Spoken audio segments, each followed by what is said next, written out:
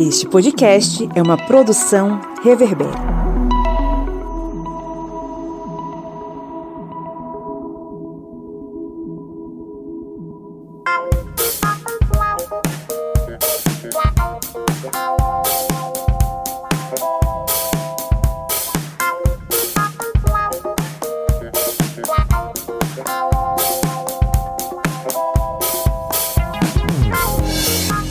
Ouvintes, está entrando no ar mais uma vez a sua Minipédia, o seu programete com conteúdos históricos em formato expresso, pronto a cada episódio para te ajudar a entender um pouco mais aí sobre uma série de questões, uma série de temas, uma série de assuntos das ciências humanas e da história. Eu sou o Pablo Magalhães e estou acompanhado como sempre aqui dos meus colegas parceiros de crime, a senhora Joyce Oliveira. E aí, gente, falando do turno matutino. Isso aí, estamos gravando pela manhã, excepcionalmente hoje.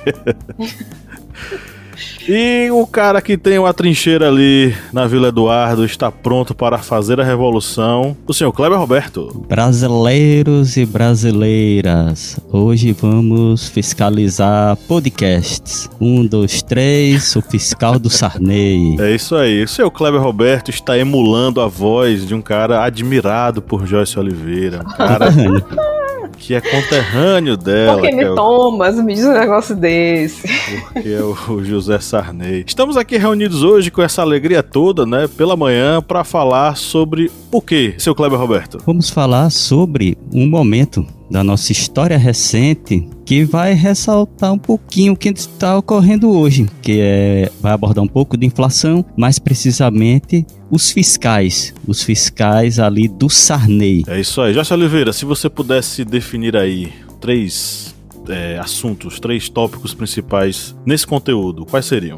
A gente tem que compreender, né, que esse é um período de transição onde a aliança com a população é muito importante para a confiança dos governos civis, entender os impactos econômicos que a ditadura trouxe, que ficou muito visível na questão inflacionária, e entender como que existe a construção de uma política onde existe, né, a diferença entre o que os intelectuais, entre aspas, entendem que é importante e o que a população, que é quem vive a vida, né, de uma maneira muito real, entende o que é importante. É isso aí. Sem mais delongas, bora para o nosso episódio.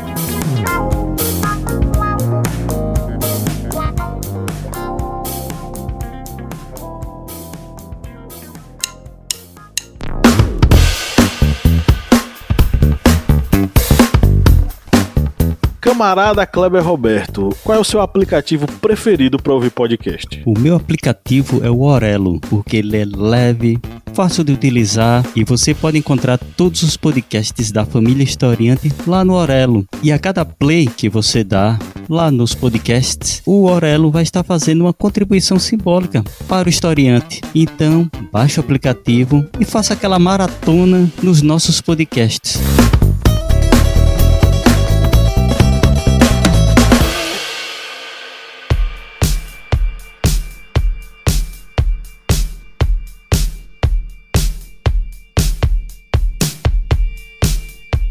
Os anos 80, os loucos anos 80, foram anos de transição em nosso país, anos inclusive de muita disputa, inclusive de narrativas. De forma sólida, o que foi que aconteceu? Nós assistimos ao final, a derrocada da ditadura militar em nosso país. Ditadura essa que governou desde 64 até 85. E, principalmente, uma mudança, não apenas o fim da ditadura, mas uma mudança no processo democrático do Brasil. A gente vinha assistindo aí nos anos anteriores, a 85, a mobilização popular, a mobilização de artistas, de políticos, da mídia em torno da questão das eleições diretas para presidente, que era um desejo de boa parte da população. O movimento diretas já, infelizmente, não conseguiu o que queria, que eram as diretas já imediatamente ali no pleito eleitoral, que seria de 85. Foi eleição indireta e a gente acabou elegendo Tancredo Neves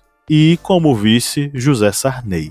Tancredo Neves, um político democrata, liberal, associado às classes burguesas brasileiras, mas, de certo modo, ali um político que queria o fim da ditadura e lutou pelo fim da ditadura dentro da diplomacia e dentro da política. Do outro lado, Zé Sarney, um cara, um filhote da ditadura, juntamente com o Maluf, juntamente com Paulo Maluf, os filhotes da ditadura, né? José Sarney fez carreira dentro da ditadura militar, era amigo dos militares, enfim, e seria meio que ali um contraponto ao Tancredo Neves. Deu raspa do Vitorino Freire aqui no Maranhão. Pois é. E aí o que aconteceu? Os dois foram eleitos, só que o Tancredo Neves morreu. Ele faleceu e aí o Sarney ficou no poder e foi o nosso primeiro presidente na redemocratização. Olha só que ironia, um cara que foi participar desse processo sendo um filhote da ditadura, como eu já falei, iria conduzir a redemocratização. Nesse momento ele vai chegar num período extremamente delicado para o Brasil. Né, porque em 1975, por exemplo, a inflação chegaria ao patamar de 235,11%. Essa bomba chegou na mão dele chiando. Por que a gente estava nesse processo todo?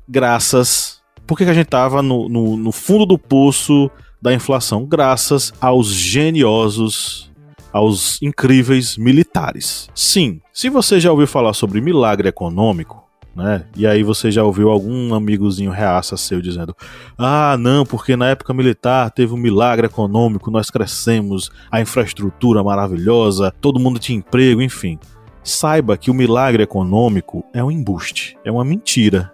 E ela foi repassada para você, para que você acreditasse nessa mentira. O milagre econômico jamais existiu. Ou, se a gente pudesse situar o que foi esse milagre econômico, foi um período, no final dos anos 60 e início dos anos 70, onde os governos militares contraíram pesadíssimos empréstimos com juros astronômicos para mascarar o PIB brasileiro, investindo em grandes obras de infraestrutura e investindo em propaganda, vamos dizer assim. O saldo disso, quem pagou não foram eles, porque os empréstimos não eram para ser pagos imediatamente, era para ser pago com 5, 10 anos. Quem pagou a conta do milagre econômico, milagre entre aspas, foram civis, foram os governos civis, e por isso a inflação estava lá batendo no teto. Então, a gente tem esse processo desse suposto milagre econômico mentiroso, contraímos dívidas absurdas. Tinha emprego para todo mundo? Tinha, claro. Subemprego para diversas pessoas da massa trabalhadora que se submetiam a um trabalho extenuante para receber um salário ínfimo para sobreviver. Então, através da precarização do trabalho, realmente, tinha trabalho para todo mundo. Trabalho precarizado, mal pago, com péssimas condições, e muitas dessas pessoas de baixa renda eram colocadas no setor da construção civil. Então, as obras faraônicas criadas pelos militares serviam para empregar pessoas com subemprego, com um salário bem abaixo e condições péssimas e miseráveis. O saldo disso, a fatura disso veio lá para o processo de redemocratização e essa transição política que vai acontecer em 1985. E aí chegamos nesse processo de redemocratização com esse bolo que os militares diziam: temos que fazer inchar o bolo para dividir bem para todo mundo, mas no final o bolo inchou, ficou grande e só dividiu para as classes dominantes, né? Para as pessoas que eram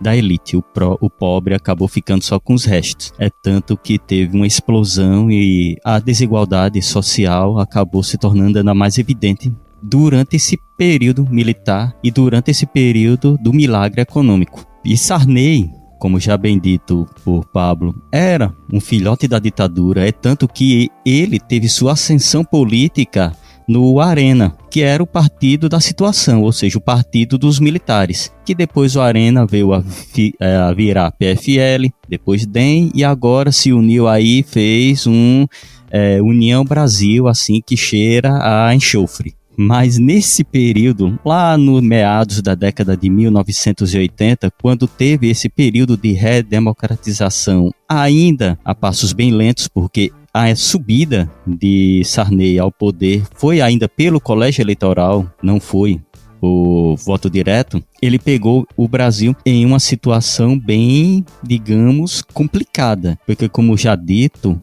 esse período de transição, o Brasil estava sofrendo ali com a economia, com uma hiperinflação, havia uma desconfiança da população muito grande com relação ao Sarney, e aí dentro desse, digamos, caldeirão de problemas que vieram ainda desde os finais da década de 1970 e ali continuaram naquele início da década de 80, Sarney ele vai começar a implementar essas modificações para tentar fazer com que a economia começasse a andar novamente. Uma delas foi exatamente a questão da entrada desse novo plano econômico, que foi o cruzado. Só para a gente recordar um pouco, o moeda anterior do cruzado era o cruzeiro. E com a entrada de uma nova moeda, o que se faz dentro desse período? Se vai fazer algumas medidas econômicas mais básicas e vai se cortar 3 zeros. Quando se faz isso,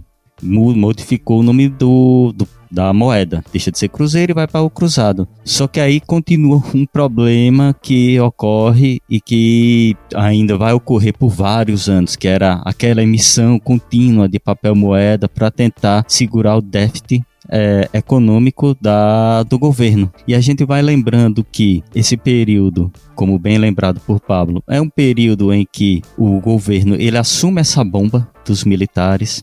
É um período que tem uma hiperinflação, é um período em que essa transição política ainda está sendo feita a passos lentos, como dito. Sarney alçou ao poder por um colégio eleitoral e vai fazer com que a população, ela nesse momento, que mesmo não olhando com desconfiança para o Sarney, que já tinham botado suas fichas em Tancredo Neves, vai ver essa ascensão do Sarney, vai ver ali um fio de esperança, que vai ser exatamente com esse plano, que é o plano cruzado. Quando Sarney ele entra nesse cargo político, que é o cargo de presidência da República, o papel que ele tem é o papel de fazer a conciliação entre os diferentes setores, que são os militares e os poderes, que são os poderes civis. Dentro dos poderes civis tem também os setores que são os setores considerados de esquerda, e também promover a conciliação com as classes que são as classes trabalhadoras, que nesse contexto tem o seu poder de compra totalmente corroído pela inflação. A minha mãe era repositora do supermercado nessa época da década de 80, e ela sempre me conta isso, que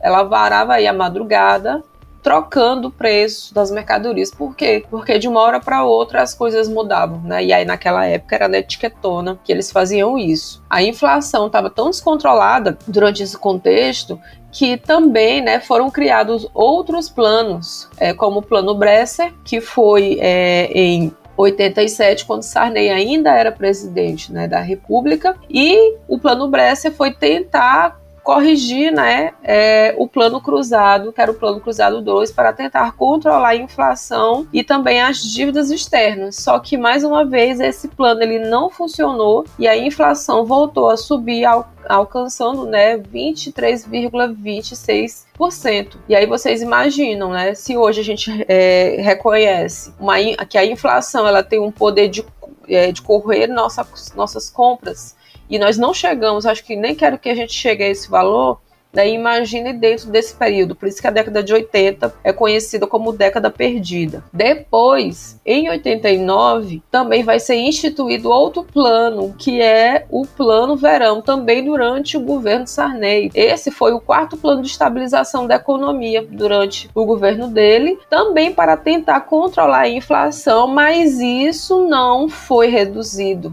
não foi resolvido. Por quê? Porque apesar de ser criada uma moeda nova, que era o cruzado novo, e planejar, e congelar o preço dos salários e dos preços, e isso não resolveu uma situação que no fundo era estrutural.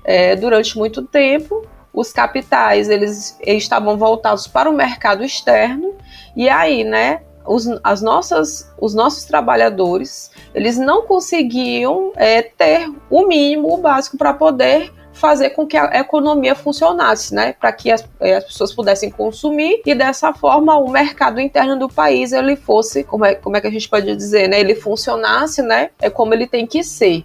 Essa que é a mão invisível do mercado, né, que a gente sempre fala por aqui. Quando a mão invisível do mercado, ela mete a mão, né, no Estado, geralmente os trabalhadores é que são prejudicados até nas necessidades, que são necessidades básicas, como comida. Quando a mão invisível do mercado passa no Estado, ela passa na bunda dos trabalhadores, na verdade, né? Justamente. O fato é que, a partir de 1982, a inflação vai romper uma marca simbólica, que é a de 100% ao ano. De 88 em diante, o cenário ele já vai ser considerado como de hiperinflação. Então, a gente começa o recorte aqui, um recorte de uma década, né, de 80 a 90. Em 1980, a inflação IPCA, baseada no índice do IPCA, é de 99,25%. Quando Sarney vai chegar ao poder, ela vai estar entre 230% e 240% ao ano. E aí, o que vai acontecer? Com a implementação do Plano Cruzado, que vai ser o primeiro aí da linha, que Joyce acabou de falar, a gente vai ter clara e evidentemente um recuo da inflação. Por exemplo, se em 85 a inflação estava girando aí em torno da casa de 230% a 240%, em 86 ela vai cair, o índice IPCA vai dizer que ela vai estar com 79,66% e o INPC 59,20% ao ano, ou seja, uma queda brusca, né? Por que isso foi possível? Graças ao famigerado Plano Cruzado, né, o Plano Cruzado 1. Aí essa mudança foi efêmera, porque em 87 volta a inflação a ficar aí acima dos 360% ao ano, e a partir de 88 aí é um negócio sem controle, aí é casa de 1000. 88 é 980% ao ano de inflação, 89 1972% e em 1990 1620% a taxa de inflação, a taxa inflacionária. Então, veja aí como os anos 80 foram loucos, mas realmente, no meio deles, aquele querido ou famigerado Plano Cruzado realmente deu efeito, acabou fazendo efeito. Só que, vamos lá, será que o efeito foi bom, foi legal, não foi? A gente vai falar ainda mais um pouquinho sobre isso. O fato é que, no meio dessa questão toda, a população acabou vestindo a camisa do Plano Cruzado e foi às ruas defender o plano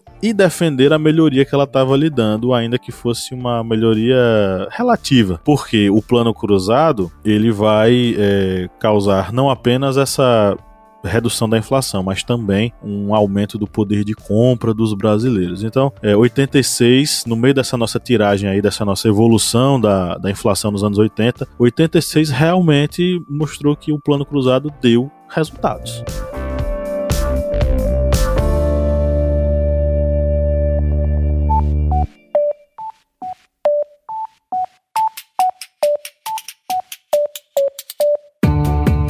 Joyce Oliveira, quem acompanha o Historiante há um bom tempo, já curte o conteúdo, pode nos ajudar a manter o projeto, né? Senhor, pode sim. Quem quiser ajudar, né, a gente do Historiante a continuar produzindo esse conteúdo maravilhoso, pode ir lá no nosso apoia.se. Aí vai se tornar nosso apoiador e vai ter acesso a conteúdos exclusivos, a cursos que a gente produz para os nossos apoiadores, né, a materiais didáticos, vai também ter sorteios de livros, enfim, né? Tem podcast secreto, ou seja, vai ter um mundo novinho, exclusivo para quem for, né, aquela pessoa maravilhosa que resolver apoiar o Historiante. E o endereço qual é? apoia.se/historiante. O link tá na descrição desse episódio.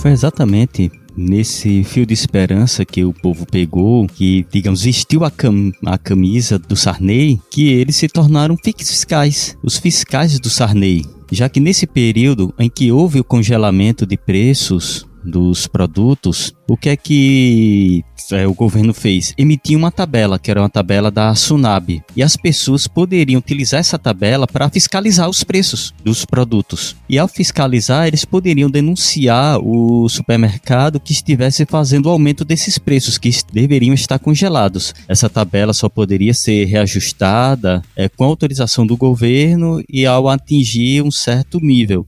O governo emitiu uma nova tabela da Sunab e essa tabela deveria ser obedecida por todos os mercados. E nesse primeiro momento ocorreu fechamento de diversos mercados, o povo literalmente se tornou fiscal do Sarney, fiscal dos preços. É tanto que se você que está ouvindo aqui esse podcast, no final desse podcast for no YouTube e procurar fiscais do Sarney, vai ver algumas reportagens e vai ver que o povo mesmo pegou digamos assim, a camisa e vestiu e iam para os mercados. Você vê as reportagens da época, os preços até assim astronômicos, a pessoa até respira, tomara que nunca chegue nisso, mas preço de café 90 mil cruzeiros, quero café, 20 mil. Olha o café que muitas pessoas não podem mais tomar. Mas vocês veem, quando a gente vê as reportagens dos noticiários, o povo mesmo ia nos mercados. Tem até em um desses vídeos um homem que é um símbolo, que até o nome dele não lembro aqui, não sei se Pablo ou Joyce podem lembrar, que se torna um símbolo. Ele mesmo vai, em nome do presidente, fecha um dos mercados, puxa a porta assim e fecha, porque o mercado estava subindo os preços. Mas só que fazendo isso, controlando os preços, nesse primeiro momento era bom, porque aumentou o poder de compra da população, dos trabalhadores. Só que aumentando o poder de compra e não conseguindo reverter os problemas da economia em si, aqueles problemas estruturais da economia, veio a surgir uma bomba logo depois. Em poucos meses após esse congelamento, começou a ocorrer problemas que vieram a ser, digamos, a via crucis do plano cruzado. E aí entra uma questão, né, que é interessante de observar, né, nesse contexto, que é o quê, né? E isso, eu estava até comentando com os meninos aqui antes da gravação, isso também tem se tornado algo muito recorrente, de entender que nós, enquanto consumidores, né, como se a gente conseguisse regular o mercado. Então essa ideia do fiscal de Sarney, né, tinha um brochezinho para legitimar, né, seu papel de ser um regulador do mercado, ele tem muito essa perspectiva de, né, se nós, enquanto um grupo de sujeitos históricos, agirmos contra o mercado ele entende que nós temos o poder decisório. E aí, se você acreditar nisso, eu sinto muito dizer não, né? Nós não temos esse poder de decisão, não nesse sentido. Mas é o quê, né? É que apesar de haver uma conciliação entre as classes aí para tentar fazer um Brasil novo começar a aparecer, as políticas do Estado e do mercado não estavam em consenso. O Estado estava tentando regular, mas as políticas de mercado, né, ainda não estavam interessadas nessa questão de, né, será que é mais importante que os trabalhadores consigam consumir ou eu vou ganhar dinheiro? Aí para que vocês entendam, isso, quando existe esse consenso, se chama neodesenvolvimentismo ou desenvolvimentismo, né, na época de Vargas, que é quando existe uma relação aí, né, harmônica, entre aspas, onde permite que as pessoas, os trabalhadores, eles consigam ter um patamar básico de vida, e isso passa pelo consumo, né? Só que, durante esse período aqui, que é na década de 80, ainda não existe essa relação. Então, é repassado para a população esse papel de regulador do mercado. Mas como o Kleber acabou de dizer, né? Chega um ponto onde o mercado entende que tabelar os preços não é interessante para quem depende disso. É daí que surge a prática do ágio, né? Que é esconder as mercadorias. Muito comum nesse momento. É isso aí. Aí, vamos lá. O plano Sarney, o plano cruzado instituído, ele vai causar um alvoroço. Por quê? Porque ele vai, de certo modo, mexer aí na lógica de controle desses preços. Joyce acabou de explicar como é que isso funciona. Porque o que vai acontecer? O governo vai congelar os preços ao mesmo tempo em que ele vai reajustar os salários de acordo com o nível da inflação, caso a inflação seja superior a 20% no mês. Então, a cada mês, o salário iria aumentar de acordo com a variação da inflação, contudo os preços dos produtos iriam ficar congelados. O que é que vai acontecer? O que é que vai gerar? Eu já expliquei para vocês que 86 vai mostrar que a inflação vai cair abruptamente. Vai ser uma queda muito forte. Inclusive, a variação mês a mês também vai ser forte. Por exemplo, em fevereiro, a taxa inflacionária era de 14,98%. Em março, o mês seguinte, essa taxa cairia para 5,5%. E em abril, ela ficaria negativa 0,58%. Ou seja, o processo inflacionário iria zerar ou iria tomar um caminho oposto, que era a deflação. Então o plano ele foi muito efetivo nessa questão. E principalmente ele foi efetivo nessa modificação da relação entre o Estado e o mercado. O mercado não regularia, já explicou isso, o mercado não regularia os preços, né? Seria o Estado regulando os preços, congelando eles. Isso vai gerar várias interpretações naquele mesmo período, naquele mesmo momento. A gente já falou sobre a presença da população nas ruas, porque se a inflação cai, o salário aumenta e a minha condição de vida tá boa, é óbvio que o trabalhador vai defender o plano cruzado. E vai acontecer um processo que o querido Edward Palmer Thompson vai chamar de economia moral. Claro, Thompson vai criar esse conceito pensando, e aí eu vou falar com o ouvinte que não conhece Thompson. Gente, Edward Palmer Thompson foi um historiador inglês, ele fazia parte da escola historiográfica inglesa de orientação marxista e que analisava a história vista de baixo, ou a história dos operários.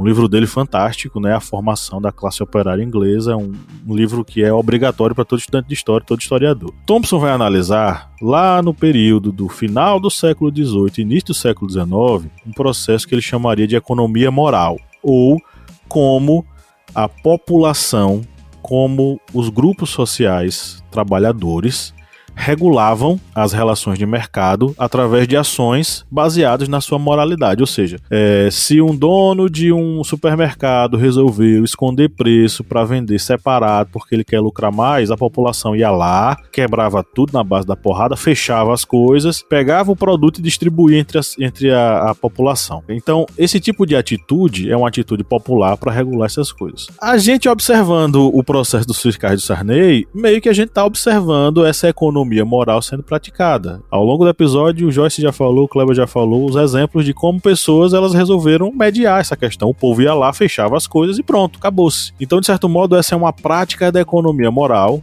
né? Essa população ia e fazia valer o seu direito de que o preço fosse baixo mesmo e que fosse respeitado. Isso vai gerar reações diversas, tanto da direita quanto da esquerda naquela época. Porque aí você vai ter, por exemplo, o economista lá que vai ser entrevistado para a Folha de São Paulo, tem uma matéria, é o Henri Maxud, economista, representante ali da burguesia brasileira, aquela burguesia empoadinha, liberalzinha, que vai levantar esse discurso de que o plano ele propunha, enfim, atitudes absurdas e que não valorizavam a democracia porque elas visavam justamente o controle e a opressão do mercado, em relação ao mercado. E aí então a gente vai ter o Paul Singer, que é um economista de esquerda. Ele vai falar que ele vai concordar que o plano vai gerar, enfim, resultados, mas a crítica de Paul Singer é de que esses resultados que vão impactar imediatamente, eles não tinham um plano de redistribuição de renda, logo era um plano fadado ao fracasso. E isso vai fazer com que ele, inclusive, se coloque como um cara meio, né, ele vai chamar a população de ingênua, ele só não vai dizer que é ignorante, mas ele vai colocar como se a população ela fosse alheia, que ela não soubesse o que estivesse acontecendo, né? Então, tanto a direita quanto a esquerda, vai haver essa desculpa de que a população ela aprovaria, porque ela era meio ignorante, despolitizada. De um lado, o Paul Singer, à esquerda, vai dizer que isso, a crítica dele é para o fato de que não havia uma continuidade, uma redistribuição de renda efetiva, e do outro lado, né, na outra ponta, representando a burguesia, está o senhor Maxud, dizendo que era só uma atitude para escravizar o empresariado, enfim, claro, tá ali a essência do ódio de classe, né, que o senhor Maxud tem em relação aos senhores fazendeiros, os senhores antigos, né, fazendeiros, comerciantes, enfim, os grandes latifundiários do século XVIII e XIX no Brasil. É esse ódio de classe que permanece nesse discurso da burguesia brasileira. Nesse contexto todo, a gente vai ter esse caldeirão que vai gerar uma série de questões. Mas principalmente está o congelamento dos preços como um ponto central. O que temos aí, exatamente nesse período do congelamento de preços, vão ser problemas, como já dito, vão começar a faltar produtos nas prateleiras, vão começar a ter dificuldades de reabastecimento. Nas pesquisas que fizemos para esse podcast, tem vários cartazes em supermercados estabelecendo uma quantidade máxima de produtos que poderiam ser comprados. Por exemplo, leite, no máximo 2 litros por cliente, várias prateleiras vazias. Há uma medida do governo de confiscar os bois no pasto ainda, porque estava começando a faltar carne nos supermercados, porque os pecuaristas não queriam abater os bois para reabastecer, porque o preço estava congelado, eles consideravam um preço baixo. Então o governo passa a confiscar o boi no pasto, como era a medida. Só que isso aí também não dá resultado, porque o desabastecimento continua. E como dito por Joyce, aparecem outros planos para tentar reverter o problema que já começa a surgir poucos meses depois, mas não tem resultado. Como bem lembrado por Pablo, logo pouco tempo depois a inflação explode novamente. E aí é por isso que é importante a gente conhecer, né, qual é a plataforma econômica de quem, né, vai exercer o governo. Por quê? Porque por mais que nós tenhamos o poder de decidir onde nós compramos, se as políticas de Estado, né, as políticas de governo não forem favoráveis às pessoas, né, em geral, os trabalhadores, você tem situações onde há o descontrole inflacionário e, por consequência, né, nós não conseguimos escolher, né, o que é que nós vamos comprar nesse sentido. Né? Eu gosto muito de pensar na ideia que a liberdade alternativa é de escolher, né, entre duas opções. Então, nesses momentos, né, que são momentos onde a inflação ela te obriga a escolher alguma coisa específica pelo preço, né, nós não temos liberdade. E é por isso que é importante compreender, né, que não é só nós que temos o poder de regular o mercado, mas existe a necessidade de plataformas de governo que tenham interesse em expandir, né, a melhoria de vida e não pauperizar a população em função dos ganhos do mercado de certos grupos específicos.